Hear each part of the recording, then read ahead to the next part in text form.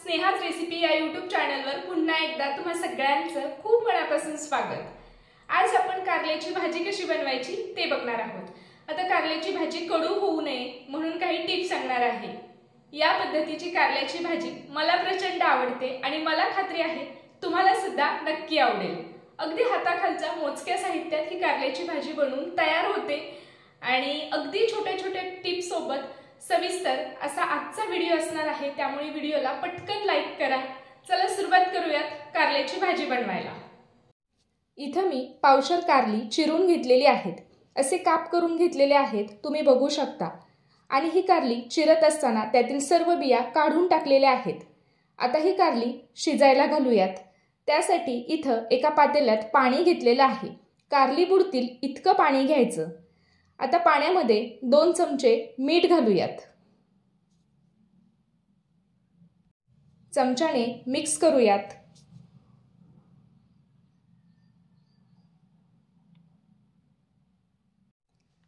आता कारली मिठाच्या पाण्यात घालूयात। मिठाच्या पाण्यामुळे कारल्याचा कडूपणा बऱ्यापैकी कमी होतो।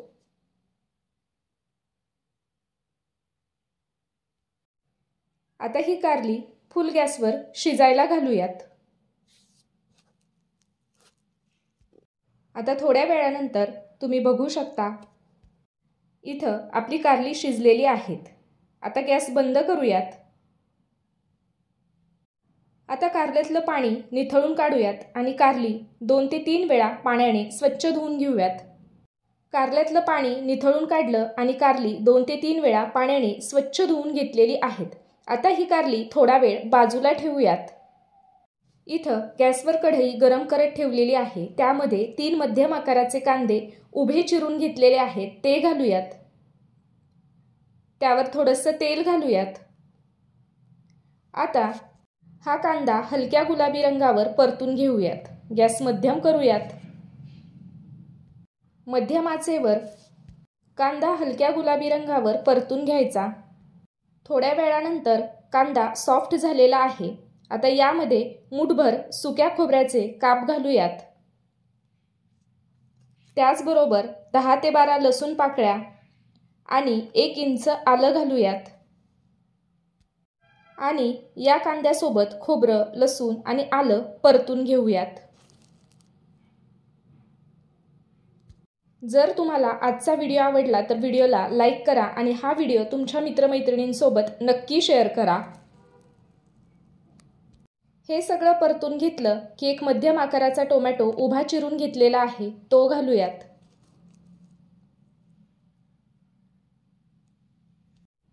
आता हा टोमॅटो सुद्धा परतून घेऊयात। याआधी आपण कारल्याची सुकी भाजी कशी बनवायची ते बघितलं होतं, त्या व्हिडिओची लिंक डिस्क्रिप्शन बॉक्समध्ये दिलेली आहे।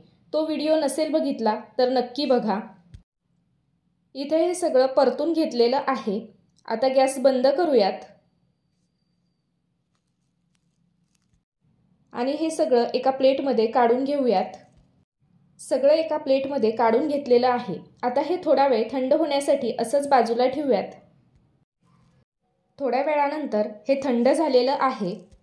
एका मिक्सरच्या भांड्यामध्ये काढूयात। यामध्ये थोडीशी कोथिंबीर घालूयात। 1 चमचा साठवणीतलं तिखट घालूयात। म्हणजे रोजच्या भाजीसाठी आपण जे तिखट वापरतो ते हे तिखट आहे। तिखटाचं प्रमाण तुमच्या आवडीनुसार कमी किंवा जास्त करू शकता। आता हे मिक्सरवर बारीक करून घेऊयात। यामध्ये पाणी न घालता हे मिक्सरला बारीक करून घेतलेलं आहे। वाटण बनवून तयार आहे। कढईत 2 चमचे तेल घातलेलं आहे। तेल गरम झालं की यामध्ये आपण तयार करून घेतलेलं सगळं वाटण घालूयात।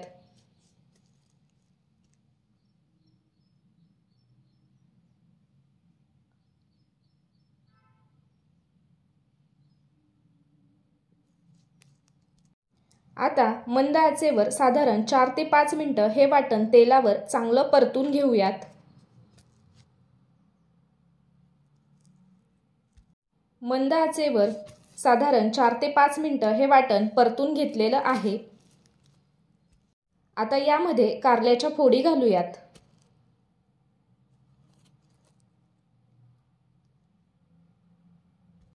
कारल्याच्या फोडी घातल्यानंतर थोडंसं परतून घेऊयात।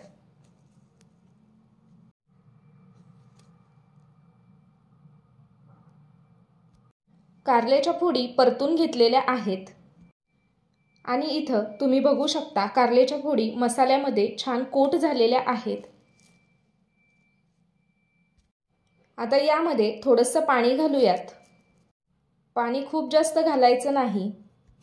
आपल्याला भाजी खूप जास्त घट्ट किंवा खूप जास्त पातळ करायची नाही, अशी कन्सिस्टन्सी ठेवायची।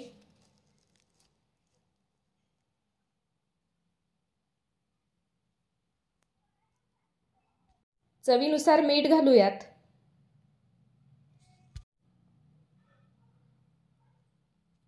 मीठ घातल्यानंतर मिक्स करून घेऊयात।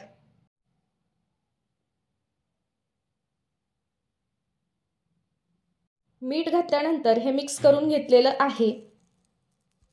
आता गॅस मोठा करूयात। मोठ्या गॅसवर एक उकळी काढून घेऊयात। उकळी आली की गॅस कमी करूयात। मंद आचेवर साधारण 5 ते 6 मिनिटं भाजी उकळून घेऊयात। मंद आचेवर साधारण 5 ते 6 मिनिटं भाजी उकळून घेतलेली आहे। आता गॅस बंद करूयात।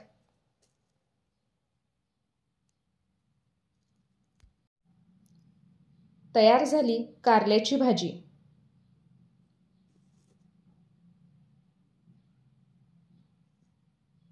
तर इथं कारल्याची भाजी बनवून तयार आहे। या पद्धतीची कारल्याची भाजी तुम्ही सुद्धा नक्की बनवा आणि बनवल्यानंतर ती कशी झाली हे कमेंट बॉक्समध्ये कळवायला अजिबात विसरू नका। आणि मला खात्री आहे तुम्ही जर का एकदा या पद्धतीने कारल्याची भाजी बनवली ना तर नेहमी याच पद्धतीने कारल्याची भाजी नक्की बनवाल।